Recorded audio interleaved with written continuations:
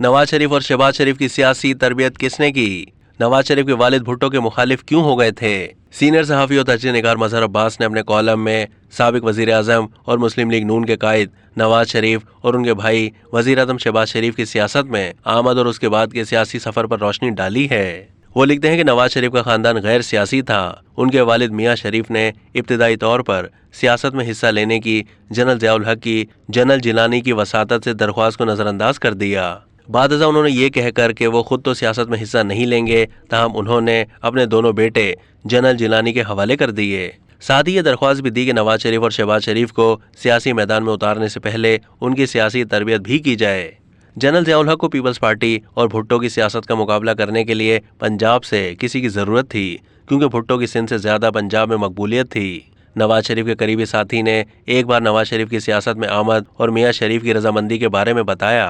मियाँ शरीफ गैर सियासी ताजिर थे, ताहम भुट्टो की तरफ से सनतों को कौमियाने के फैसले के बाद वो भुट्टो मुखालिफ हो गए। जनरल जिलानी ने मियाँ शरीफ को यकीन दिलाया कि नवाज शरीफ के सियासत में आने से न सिर्फ उन्हें कौमियाए गए कारखाने और फैक्ट्रियां वापस मिल जाएंगी, बल्कि सियासत में होने की वजह से उनको कारोबारी तहफ़्फ़ुज़ भी मिलेगा। मियाँ शरीफ सिर्फ अपने कारोबार पर तवज्जो देना चाहते थे, ताहम जिलानी के दबाव के ज़ेर असर उन्होंने अपने दोनों बेटों नवाज शरीफ और शहबाज शरीफ को मार्शल्लाह हुकाम के साथ ताउन करने की इजाज़त दे दी। 70 की दहाई के अवाखिर में शरीफ बरादरान सियासत में वारिद हुए। 1980 और 1990 की दहाई के दौरान ISI के साबिक सरबराह जनरल हमीद गुल और उस वक्त शरीफ बरादरान के करीबी साथी और साबिक सेक्रेटरी इत्तलात और अमरीका में साबिक पाकिस्तानी सफ़ीर हुसैन हक्कानी, दो अफराद ने उनकी सियासी तरबियत में अहम किरदार अदा किया। 1985 के गैर जमाती इंतखाबात में जनरल ज़िया और उनके इत्तेहादी पीपल्स पार्टी को सियासत से दूर रखने में कामयाब हो गए और उन्होंने किंग्स पार्टी के तौर पर पाकिस्तान मुस्लिम लीग बनाने का फैसला किया। और भुट्टो की फांसी के बाद सिंध में पैदा होने वाले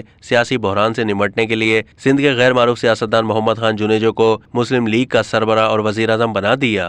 तहाँ मोहम्मद खान जुनेजो ने जनरल ज़िया की मर्जी के बगैर तमाम जमातों को सियासी सरगर्मियों की इजाज़त देते हुए सहाफ़ती आज़ादी का ऐलान कर दिया।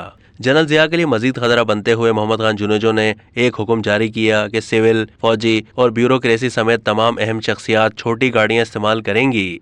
उसके साथ उन्होंने बेनज़ीर भुट्टो पर से पाबंदी हटाते हुए उन्हें वतन वापसी की इजाज़त दे दी। जिनेवा कार्ड पर दस्तखत करने और तमाम सियासी जमातों की रजामंदी से ओजड़ी कैंप्स आने की तहकीकात कराने के फैसले मोहम्मद खान जुनेजो की रुखसती का बाइस बने। 10 अप्रैल 1986 को 5 साल जिला वतनी के बाद बेनज़ीर भुट्टो की वतन वापसी पर अवाम की भरपूर पजीराई ने जनरल ज़िया और इस्टेब्लिशमेंट को खौफजदा कर दिया।